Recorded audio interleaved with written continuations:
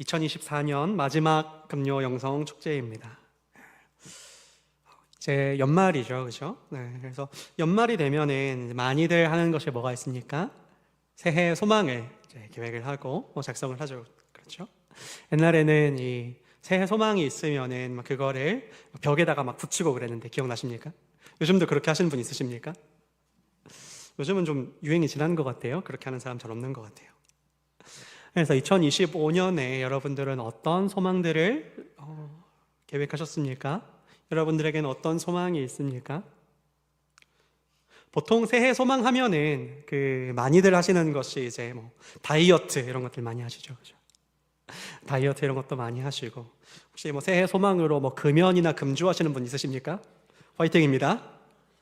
네. 또 어떤 분들은 내가 언어 공부를 하겠다든지 아니면은 어떤 분들은 내가 1대1 양육을 꼭 이번에는 하겠다. 그래서 내가 이번에는 꼭 화관을 꼭 쓰고 말겠다. 그렇게 결심하시는 손 드시는 분 있으신 것 같은데 너무 좋습니다.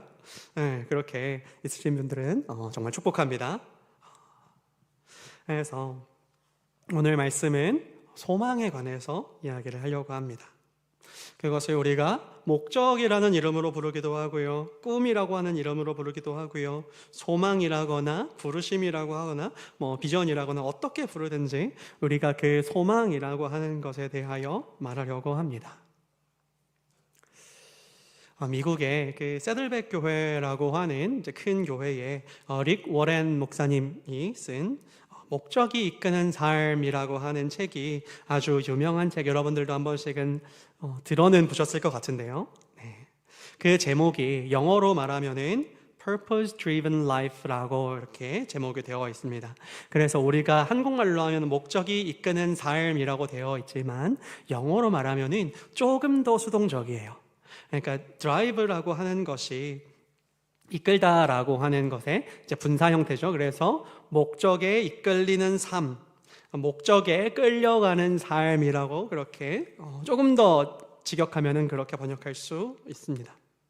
이 driven이라고 하는 이 단어가 드라이버의 분사형이잖아요. 그래서 마치 이렇게 마차가 있는데 그 마차에 말이 매여 있어서 그 말이 가는 대로 마차가 끌려가지 않습니까?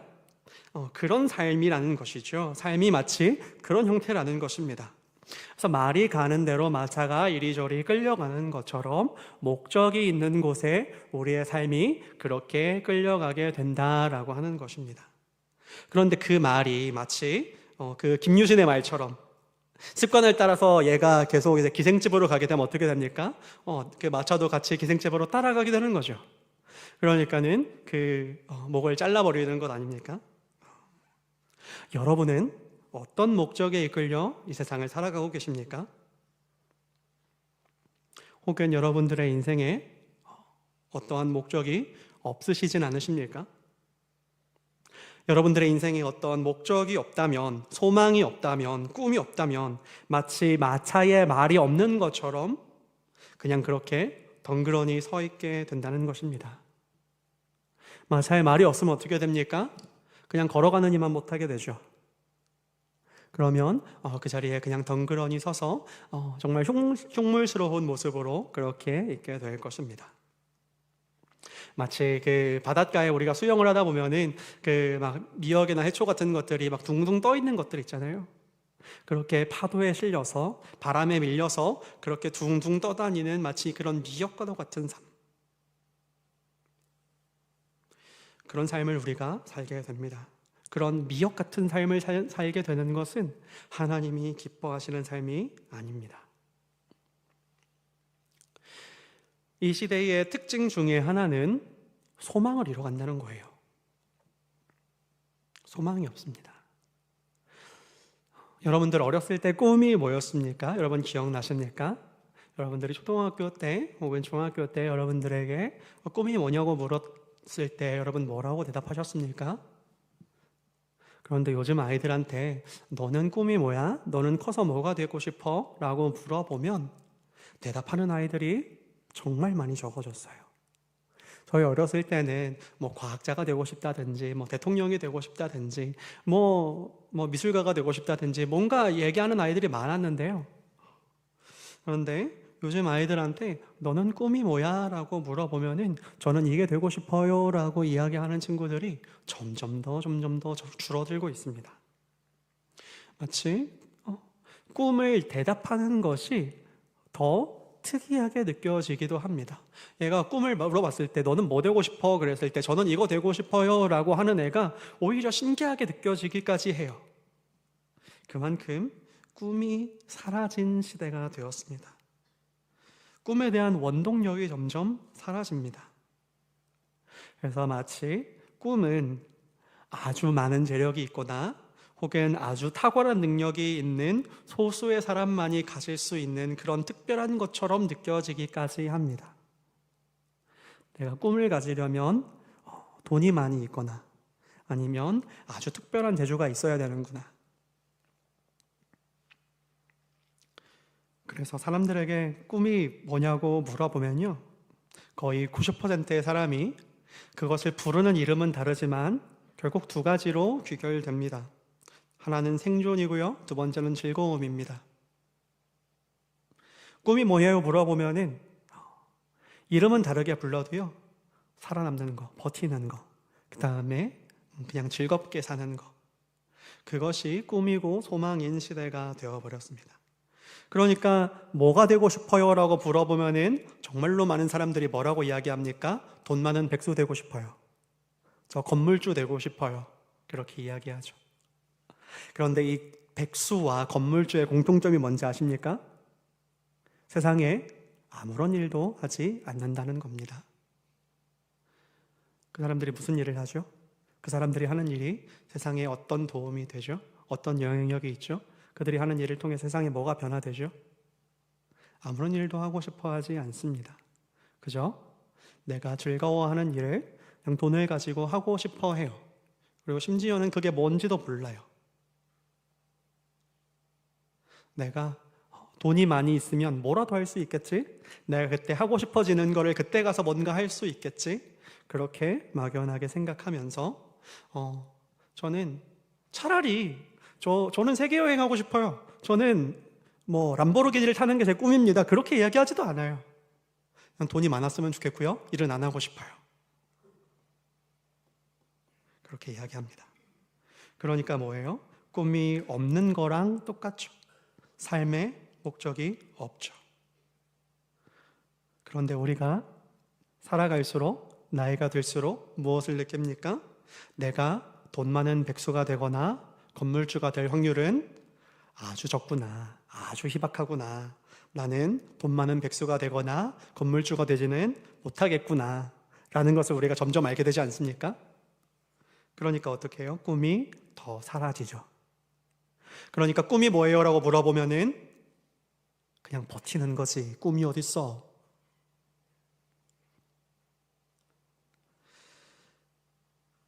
그것이 우리의 너무 슬픈 자화상 아닙니까? 마태복음 5장에서 예수님은 이렇게 이야기하십니다. 너희는 세상의 소금이다. 소금이 만일 그 맛을 잃으면 무엇으로 짜게 하리요? 후에는 아무 쓸데없어 다만 밖에 버려져 사람에게 밟힐 뿐이니라. 이렇게 합니다. 여러분, 국밥집 가면은 국밥이 나오고 그 옆에 소금 그릇이 이렇게 담겨 있는 집들 이제 많죠. 그래서 간을 직접 해서 먹게 만드는 그런 집들이 있습니다. 그래서 국물을 처음 딱 떠먹으면 어떻습니까? 심심하죠, 그렇죠? 싱겁죠. 거기다 소금을 넣어가지고 이제 맛을 보면은 얘가 좀 짜져야 되는데 이제 집마다 쓰는 소금들이 있잖아요. 다르잖아요. 그래서 어떤 이제 굵은 소금들 같은 거 보면은 한 숟갈을 넣어서 저었는데 먹어보니까 맛이 똑같아요.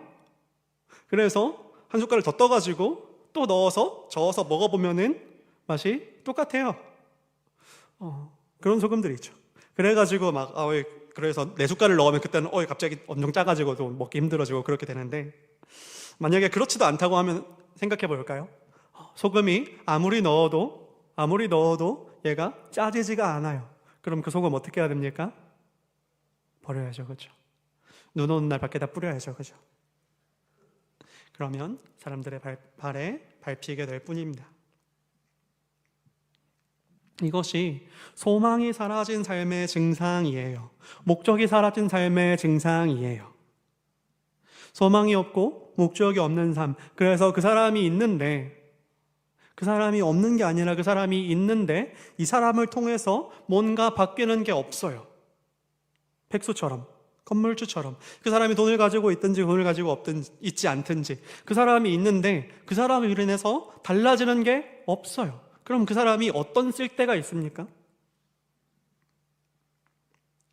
이어서 이야기합니다. 너희는 세상의 빛이라 산 위에 있는 동네가 숨겨지지 못할 것이요 사람이 등불을 켜서 말 아래 두지 아니하고 등경 위에 두나니 이러므로 집안 모든 사람에게 비치느니라.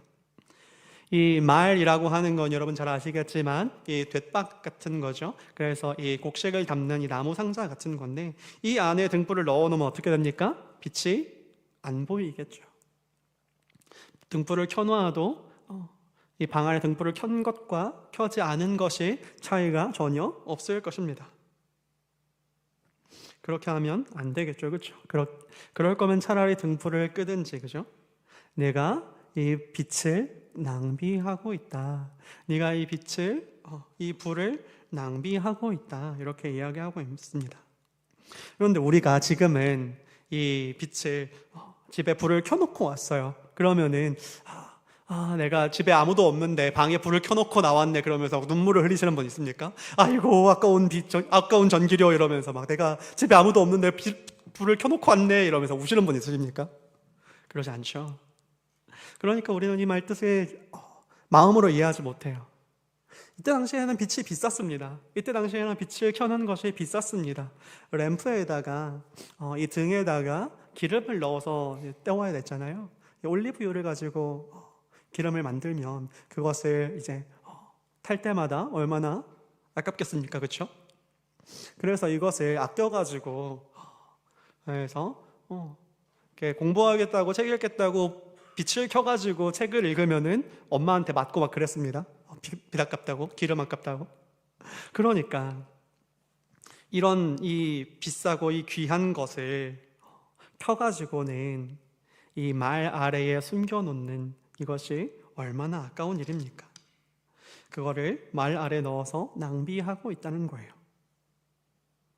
여러분의 소중한 시간과 인생이 이 등불처럼 기름처럼 소중한 인생이 매 순간순간 사라져가고 있는데 여러분들의 이 인생이 마차처럼 큰 것인데 무엇에 이끌려서 여러분들의 인생은 가고 계십니까? 여러분들의 빛이 그 등불로 여러분들은 어디를 비추고 계십니까? 혹시 그것으로 말 아래에 두셨습니까? 여러분 많이 안 와닿으시는 것 같은데 한번 예를 들어 볼게요.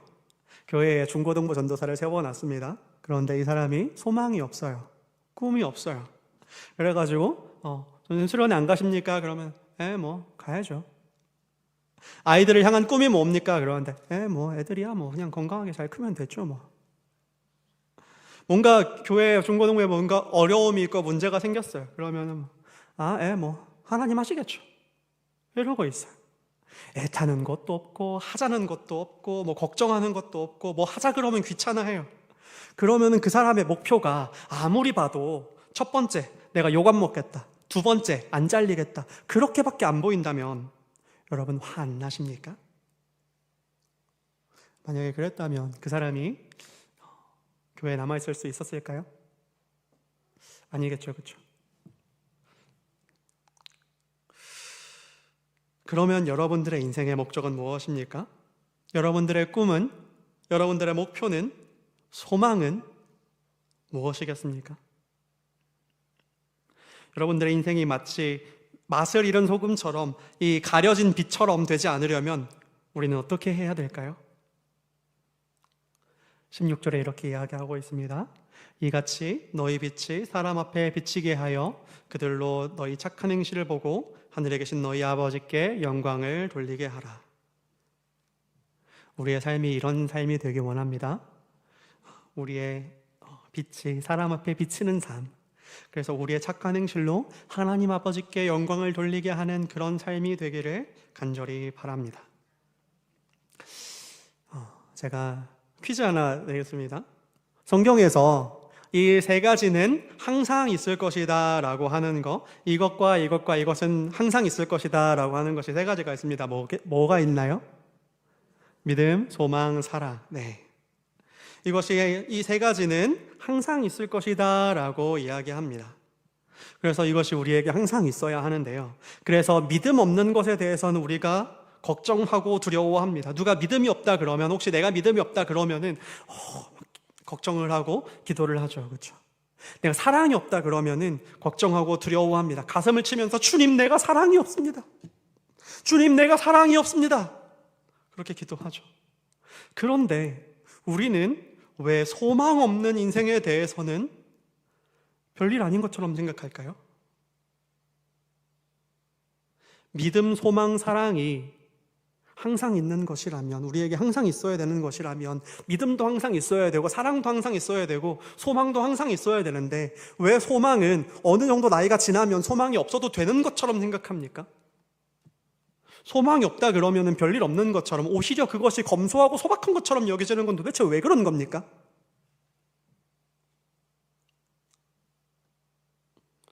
소망이 없으면 소망 없어요. 아무 일 아닌 것처럼. 우리의 인생이 소망 없는 삶이 되지 않았으면 좋겠습니다. 소망이 있는 삶이 되었으면 좋겠습니다. 목적이 우리의 삶을 이끌었으면 좋겠습니다. 이 소망 없다라고 하는 것이요, 옷이 없는 것과 같습니다. 여러분, 다 그런 것은 아니겠지만, 여자가 말하는 내가 옷이 없어라고 하는 것과 남자가 말하는 옷이 없어라고 하는 것이 다르다고 하죠. 남자가 말할 때 나 옷이 없어 그러면은 진짜로 옷장을 열었는데 그 안에 아무것도 없고 내가 당장 입고 나갈 옷이 오늘 없는 거예요. 그래서 어제 입었던 옷 빨래통 뒤져가지고 들고 나가야 되는 거예요. 그러면은 이제 옷이 없다 그러고 이야기하죠. 여자들은 어떻습니까? 옷장을 열었는데 여기부터 여기까지 쭉 이렇게 있는데 입을 옷이 없어. 우리가 소망이 없다라고 하는 것도 그래요. 어떤 때는 소망 자체가 전혀 없는 경우들이 있고요, 소망이 있기는 있는데 소망이 없는 것 같은 상태가 있습니다. 이 소망이 없다라고 할 때 세 가지 형태가 있어요. 첫 번째로는 정말로 소망이 없는 거예요. 그래서 그냥 되는 대로, 오늘 하루 사라지는 대로 되면 좋고 안 되면 말고 그렇게 하면서, 소망이 뭐예요? 꿈이 뭐예요? 라고 물어보면은 나는 그런 거 없고 그냥 우리 아들이나 잘 되고 우리 딸이나 잘 됐으면 좋겠어 라고 하는 그런 상태. 그것이 소망 없는 삶이죠. 너 되는 게 나중에 뭐가 되고 싶어? 그러면은 저 되고 싶은 거 없는데요 라고 말하는 그런 상태. 너는 그런 상태가 소망이 없는 상태입니다. 또 한 가지는 소망이 약한 상태예요. 그래서 내가 하나님의 뜻을 위하여 살고 싶어요, 내가 하나님 뜻대로 살고 싶습니다 라고 이야기하면서, 그런데 그것이 너무나도 약한 거예요. 그래서 마치 마차에 말이 메어져 있으면, 그래서 이 말이 끄는 힘으로 마차가 이렇게 갈 텐데, 그래서 힘을 받아가지고 막 달려갈 텐데, 그 마차에다가 고양이 2마리 묶어놓는 거예요. 그럼 얘네들을 때리고 이렇게 밀고 보내고 당근을 준다고 해도 앞으로 갑니까? 못 가겠죠, 그렇죠? 그래서 마치 누가 저 다이어트 할 거예요, 저는 다이어트 하는 게 목적이에요, 저는 살을 빼고 싶어요 라고 이야기하면서 치킨에 떡볶이를 먹고 있으면 그 사람 다이어트 할 마음 있는 겁니까, 없는 겁니까? 없다고 이야기할 수 있죠, 그렇죠?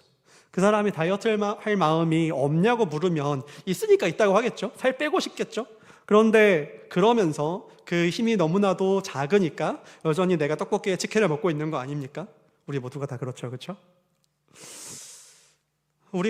내가 하나님 뜻을 위해 살고 싶습니다, 하나님을 위해 살고 싶습니다, 그렇게 말하면서 내가 복음을 위해 살고 싶어요, 교회를 위하여 섬기면서 살고 싶어요 라고, 그것이 나의 목적입니다 라고 말하면서 그 목적의 힘이, 그 소망의 힘이 너무나도 작아서 너무나도 미약해서 내가 시간이 있으면 놀러 가고, 내가 돈이 있으면 가방 사고, 그래서 내가 인생을 사는 목적이 돈을 벌고 돈을 모으는 그 목적이 정말 내가 하나님과 하나님의 나라라고 말할 수 있습니까? 그것을 두고 우리가 소망이 없다라고 이야기하죠. 우리에게 소망이 없는 상태입니다. 세 번째로는 소망이 있어요. 소망이 있는데 이상한 소망이에요. 내가 돈을 많이 쌓고 싶어. 돈을 많이 쌓아가지고 내가 늙어 죽을 때까지 쓸 돈이 있는데도 불구하고 계속 돈을 더 쌓고 싶어. 그것으로 어떤 내가 힘과 권력을 가지고 싶어. 내가 막 다른 사람들을 휘두르고 싶어. 혹은 내가 나이가 이제 50, 60, 70이 됐는데 나는 여전히 카사노바가 되고 싶어. 그런 꿈을 내가 여전히 가지고 있다면 그것을 소망이라고 할 수 없겠죠. 옷장 안에 옷이 가득가득 있어도 입을 옷이 없는 것처럼 그 사람이 그런 썩어질 것들, 사라질 것들에 소망을 품고 있다면 그 사람은 소망이 없는 사람이다라고 말할 수 있지 않겠습니까? 우리의 삶의 모습이 이런 슬픈 상태는 아닙니까? 오늘 본문에서 바울 선생님은 뭐라고 이야기하고 있습니까? 나는 표대를 향하여 그 부름의 상을 향하여 달려가노라. 뭐로 여기지 아니하고요? 내가 아직 잡은 줄로 여기지 아니하고요. 내가 이미 온전히 이루었다, 이미 얻었다라고 하지 않고요. 우리 기준에서 바울 선생님은 조금 그래도 되지 않습니까? 바울 선생님은 그 정도 되면은 나는 상을 받을 만큼 받았지, 내가 얻을 만큼 얻었지, 이미 내가 이룬 게 많지 라고 할 수 있을 만해 보이지 않습니까? 그런데 바울 선생님마저도 내가 그렇게 여기지 아니하고 이미 얻었다 하지 아니하고 내가 잡았다 하지 않고 그 부름의 상을 위하여 표대를 향하여 달려가노라 이렇게 이야기하고 있습니다.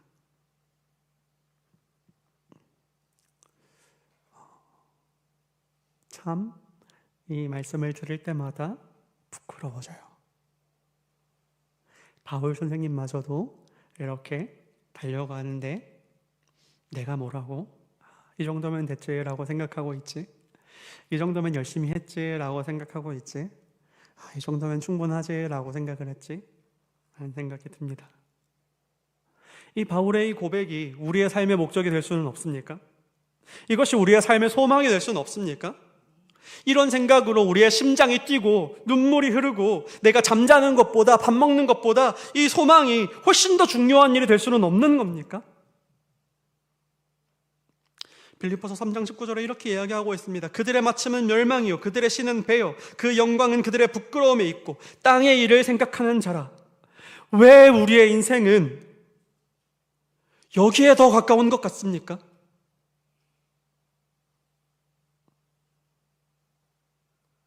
바울 선생님은 이렇게 이야기하고 있습니다. 그러나 우리의 시민권은 하늘에 있는지라.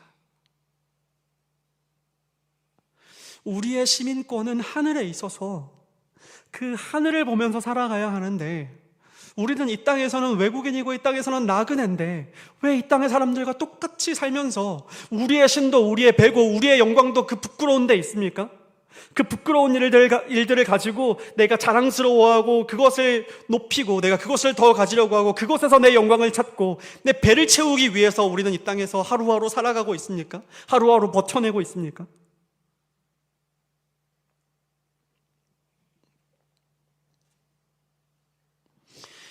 예수 그리스도께서 수가성 여인을 만나시죠.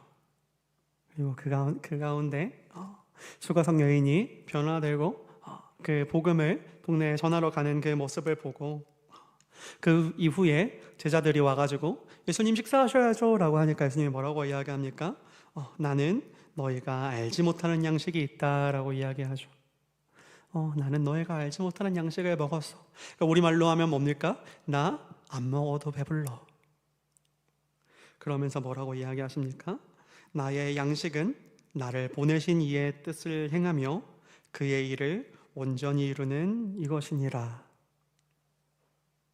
이것이 우리의 삶이 될 수는 없는 걸까요? 우리가 하나님 나라의 소망을 꿈꾸는 자들이 되기를 바랍니다. 하나님 나라의 소망을 꿈꾸는 자들이 되기를 간절히 바랍니다. 우리가 하늘의 시민권을 가진 자처럼. 제가 우즈베키스탄에 살고 있었을 때요, 거기는 대통령이 2017년부터 계속해서 독재하고 있거든요. 1991년부터 지금까지 계속해서 이제 독재를 하고 있거든요. 거기서 독재를 하고 있지만 투표를 해요. 그러면은 이제 그 후보자들이 나옵니다. 그 사람의 이름이 뭔지, 그 사람이 어떤 공약을 갖고 있는지 하나도 안 궁금해요. 어차피 독재니까 그 사람이 지금 있는 대통령이 될 거라고 생각해서 그런 것도 있지만 하나도 안 궁금해요. 왜 그렇습니까? 저의 시민권이 어디에 있죠? 저는 대한민국 사람이잖아요. 그러니까는 재외국민 투표를 하죠. 우리나라 대통령이 되는지가 그래도 조금 더 궁금하죠. 그런 것처럼 우리가 하늘의 시민권을 가진 사람이라면 이 땅에서 내가 무엇을 하면 조금 더 돈을 벌 수 있고, 어떻게 하면은 우리 아들이 서울대를 갈 수 있고, 어떻게 하면은 내가 조금 더 좋은 직장을 가질 수 있고, 그런 것들보다 하늘의 일에, 하나님 나라의 일에 관심을 가져야 하는 것 아닙니까? 그렇게 될 수는 없는 겁니까?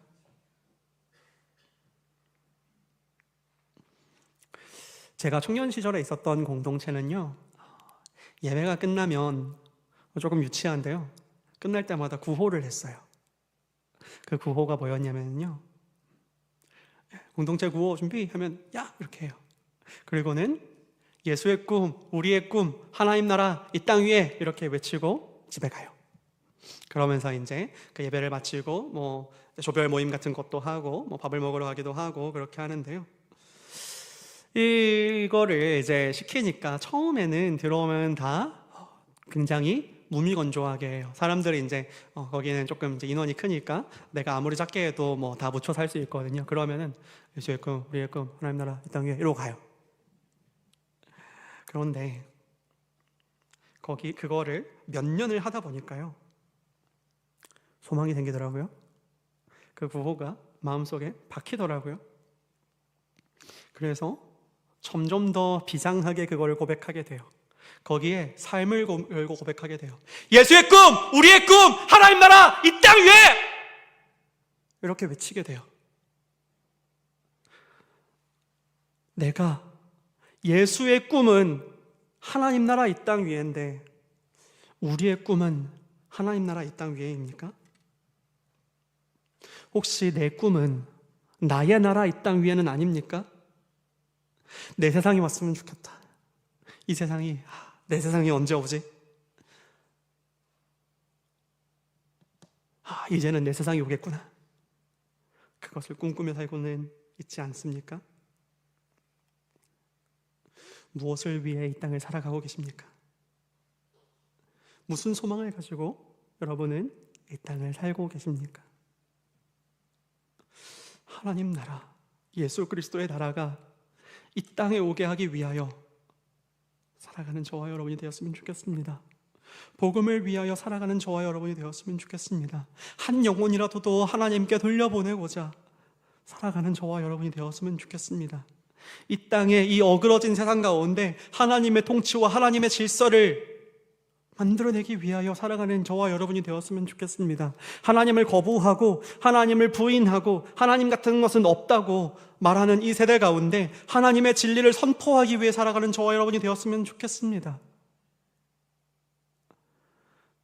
하나님의 이 사랑과 하나님의 이 위로를, 위로자 없고 학대자만 있는 이 세상 가운데 하나님의 위로를 전하기 위해 살아가는 저와 여러분이 되었으면 좋겠습니다. 하나님의 그 안타까워하시는 그 마음에, 그 애통하시는 그 마음에 억눌린 자, 갇힌 자들이 자유를 얻게 하고 굶주린 자들이 빵을 얻고 목마른 자들이 물을 얻게 하는, 그것을 위하여 살아가는 저와 여러분들이 되었으면 좋겠습니다. 우리의 삶이 그런 것이 될 수는 없을까요? 이 땅을 살아가는 우리가 하나님의 꿈을 품고 하나님의 뜻을 품고 하나님의 소망을 품고 하나님 나라 들어가는 그날까지 내가 이미 이루었다, 이미 잡았다, 혹은 이미 나는 늦었다, 그렇게 하지 않고 하나님 나라를 위해서 그 표대를 향하여 달려가는, 그 부르신, 위에서 부르신 하나님의 부름의 상을 위하여 달려가는 저와 여러분이 되기를 간절히 축원합니다.